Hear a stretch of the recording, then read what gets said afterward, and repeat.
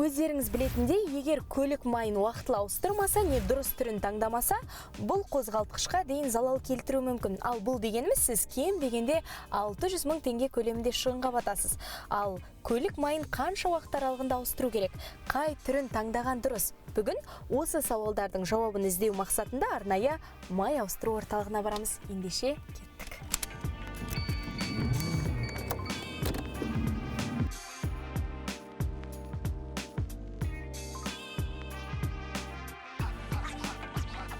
Маман алдымен көлік майын тексеріп, ауыстыру қажет пе, жоқ па осыны анықтайды. Мұны өзіңіз де біле аласыз. Ол үшін майдың түсіне назар аударыңыз. Жанбаған және қызыл түсті болса, демек май қалпында.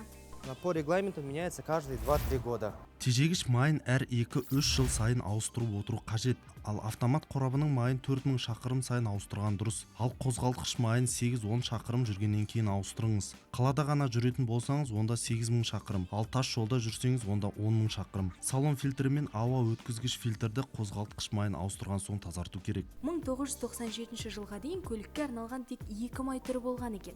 Ал кейінгі жылдары майдың сан түрі шықты. Десе де қайсысы сапалы? Көлік маркасына қарай таңдау үшін нені ескеру керек? Сұрап көрдік. Қыста сұйық, жазда қою дейді. Ол негізі оған қаралмайды.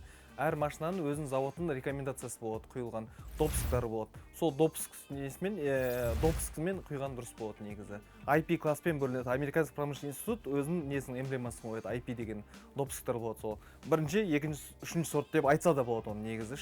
Егер де клиент 530, сіздікінде Toyota 530 құйып жүріп, сізге басқа бір жерде или біреу рекомендация беріп 1040 или 540 десе, мотор жүретін, орысша айтқанда ресурс дейді ғой, ресурс двигателя дейді. 300 мың, 400 мың, 500 мың километр жүретін ресурсты сіз қысқартасыз.